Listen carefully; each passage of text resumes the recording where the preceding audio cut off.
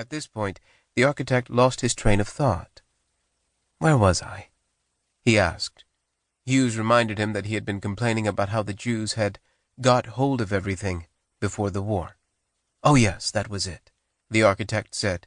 Of course, that was no way to settle the Jewish problem, but there was a problem, and it had to be settled some way.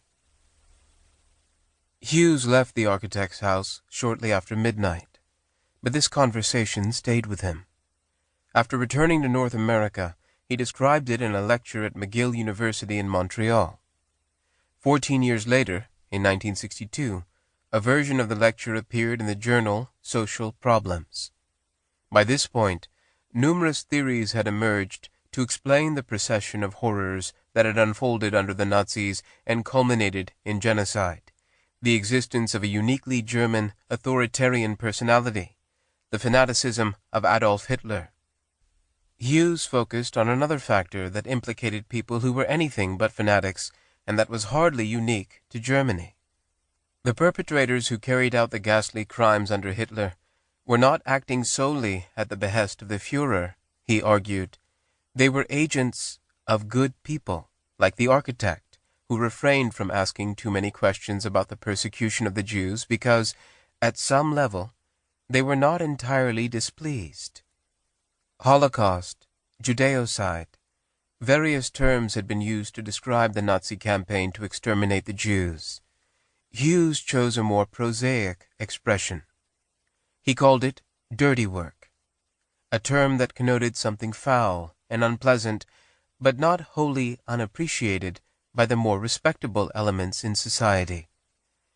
Ridding Germany of inferior races was not unwelcome even among educated people who were not committed Nazis, Hughes concluded from the architect's reflections on the Jewish problem, variations of which surfaced in other conversations he had while in Frankfurt.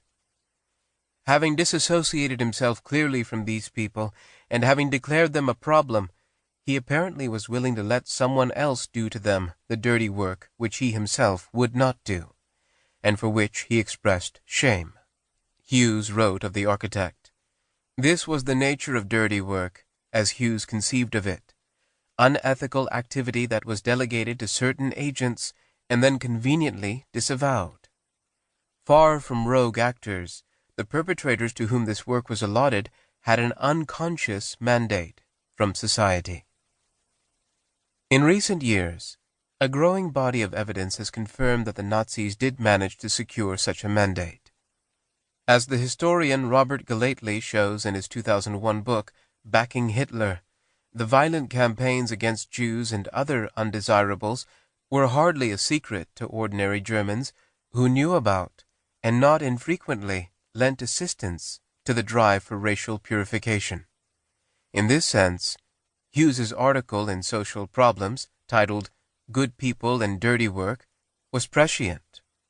But as Hughes took pains to emphasize, he had not published his essay to establish this.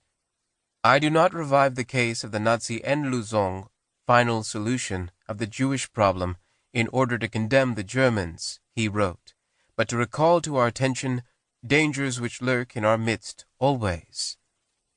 Raised in a small town in rural Ohio, Hughes had witnessed some of these dangers up close.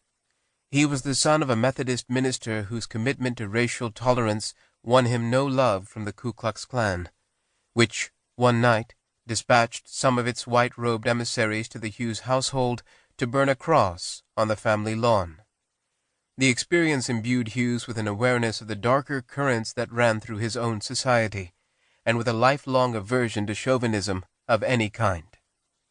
A skeptic who recoiled from the jingoism of the Cold War, Hughes had little patience for the notion that America was an exceptional nation immune to the moral lapses that befell other countries.